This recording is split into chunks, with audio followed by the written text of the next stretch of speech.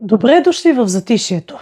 Единственият познат на хората континент на една планета, раздирана от постоянни земетресения, вулканични изригвания и други бедствия. Но нека името не ви подлъже. То е иродично. Затишието никога не затихва наистина.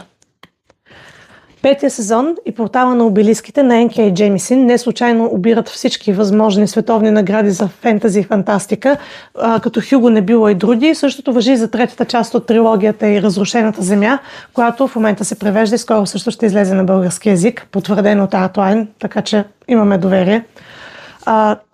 Джемисън изгражда в тези книги един изумителен свят, използвайки комбинация от дивото си въображение и изключително структурирано изграждане на правила и на базата на изучаването на науки като геодезия, сейзмология, как се изграждат истинските планети и така нататък.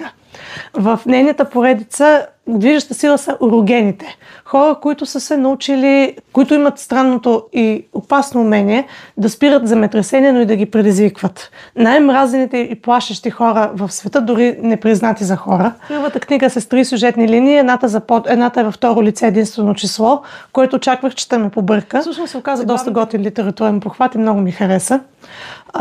Други неща, които доста ме зарибяват в този свят, са загадките, останките от изчезнали цивилизации, защото свят, в който всичко е толкова непостоянно, има доста от тях. Каменоядите, които са загадъчна магическа раса, която е създадена от камък, движи се през камък и хората не могат изобщо да разберат какви са целите и мотивите им, да си общуват нормално с тях или каквото и да било. И това е гигантско бедствие, което или ще спаси света, или ще го унищожи окончателно, т.е. човечеството.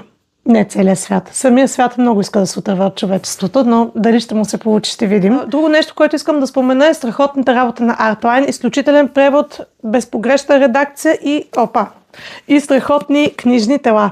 Показвам, имаме супер обложки с илюстрации от Георги Мерамджиев. Имаме тези прекрасни корици и цветни порезки, които са дело на Исмаил Исеногул, който е известен с софийски магиосници кориците, но ето, че се е развихрил вече в други неща.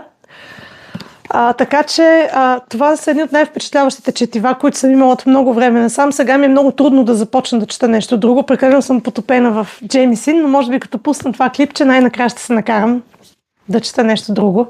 Ако сте чели петия сезон или портала на обелиските, моля ви, кажете, коментирайте кои са ви любимите герои, кои са ви любимите линии. Той е толкова богат от неща, че сигурно различните хора си харесваме различни неща в книгите. Споделете, ще се радвам да обсъдя с други фенове на поредицата.